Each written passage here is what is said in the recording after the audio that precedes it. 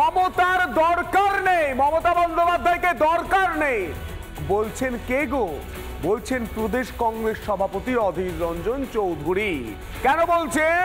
বলছেন লোকসভা ভোটকে সামনে রেখে বিরোধীরা তৈরি করেছিল ইন্ডি জোট, কিন্তু ভোট আসার আগেই সেই জোটে ডামাডোল। আসন রফা নিয়ে মমতা বন্দ্যোপাধ্যায়কে তীব্র আক্রমণ অধীরের।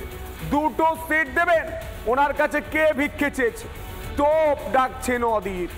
অধীর চৌধুরী বলছেন যে কে চেয়েছে ভিক্ষে, আর অধীর চৌধুরীর নেতৃত্বে কংগ্রেস বিধানসভায় শূন্য।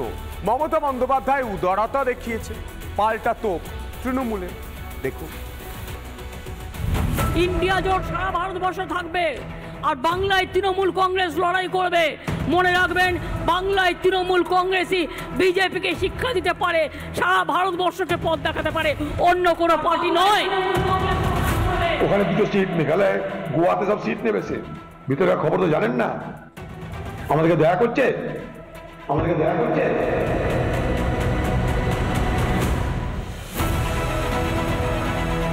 ঘটা করে ঢাক ঢোল পিটিয়ে ঘোষণা হয়েছিল ইন্ডি জোটের, কিন্তু শুরু থেকে সেই জোটে ডামাডোল অব্যাহত।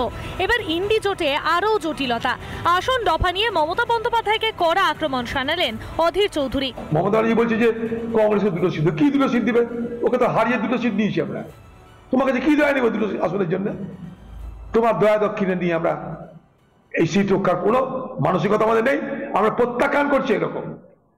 আমাদের দুটো সিট দিয়ে সে আসামের 4টে সিট নেবে, ওখানে দুটো সিট, মেঘালয় গোয়াতে সব সিট নেমেছে।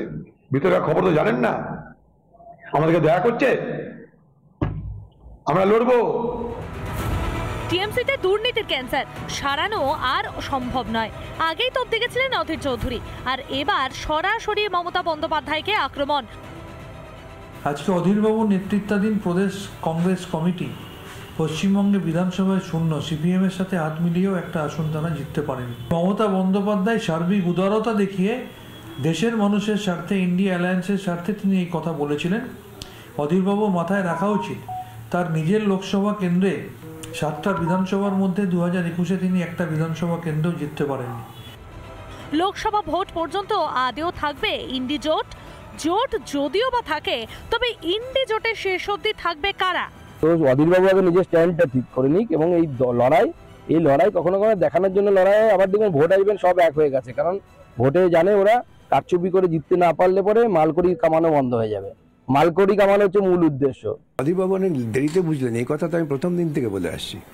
যেদিন থেকে ইন্ডিয়া জোটের পরিকল্পনা হয়েছে সেদিন থেকে আমি এই কথা বলে আসছি, ধারাবাহিকভাবে বলে আসছি। বামপন্থীদের এই কথা তো সকলের কাছে স্বীকৃত। সুতরাং অধীরবাবু যা বলেছেন সেটা তার উপলব্ধি, লেট উপলব্ধি। ওনাকে বলুন, অত না বলে অভিষেক বাবু যখন রাহুল গান্ধীর সাথে যে কথা বলে ভোরবেলায়, সেই বিষয়ে দুটো কথা বলতে বলুন তো। বাংলার মার্কেট গরম করতে বারণ করুন। চুপি চুপি দিল্লিতে গিয়ে এক জায়গায় বসে চা খাচ্ছেন আর বাংলার মানুষকে বোকা বানাচ্ছে নাকি? অধীরবাবুকে তৈরি থাকতে বলুন, বাংলার মানুষ জবাব দেবে, বহরমপুরই জবাব দেব ওনাকে।